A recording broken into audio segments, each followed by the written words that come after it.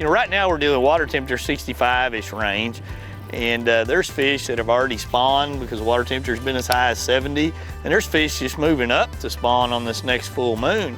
And basically what we've got is a mix of fish that can be all the way to that bank where they're almost impossible to get to, and some that are out here in this heavier timber that is literally surrounded by hydrilla. And there's a lot of different ways that you can fish some of this cover, but with the way it's set up right now with the wind, I think a swim jig really sets up nicely to be able to work through the tops of some of the scattered hardwoods out here. And as it goes by these holes in the grass, where in and around that timber, the fish are just gonna aggressively react to the bait coming by their head. I mean, they don't even know why sometimes. They're just like, man, that bait is, there's a bluegill going zipping by, I'm gonna eat it. Good one. Golly, come out of there. Golly. You know, that's why a swim jig is so effective. You can see that brush right there.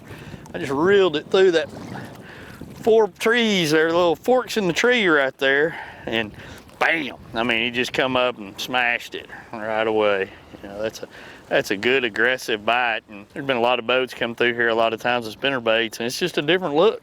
That's all that it provides. Just provides a different look to everything you're doing.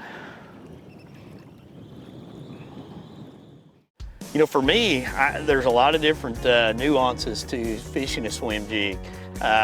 You know, matching up a bluegill type bait in and around and just after the spawn is one of my favorite techniques around hardwood, around grass, around any type of brushy cover, lily pads, whatever it may be. And you know, the technique and the mindset is you're throwing past that target, and you begin the retrieve, and it's a fairly steady, fairly fast retrieve with pumping the rod, throwing some slack in there, and getting that skirt to kind of do like this, and as it goes by, it's just a pure reaction strike. I mean, if you're looking for a tree to reel a bait through, that's about as good a one as you're gonna find. Sometimes, you know, like there was a lot of grass on this side of it, sometimes you gotta make multiple casts to a target like this to find where that fish is setting to get him to bite.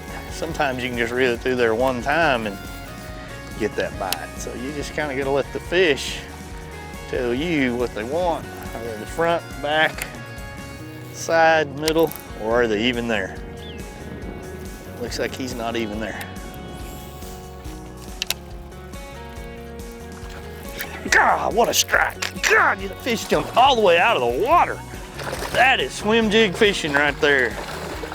Golly. Like I was talking about, I made 5 casts to that tree, made 1 to that one, and he just sharked out of the water for it. That is so cool. What a bite. What a bite. Big old chunky fish right there. Big old chunky fish. Like I was saying when we came by that other tree,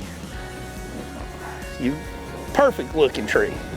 Made 4 or 5 casts to it, nothing there. Made a cast to the right-hand side of that tree right there. That fish jumped over the branch basically to get that bait. And you know, this type of a bait, this swim jig coming through and around targets, we've got a mix of grass and timber here. You can just fish it so effectively.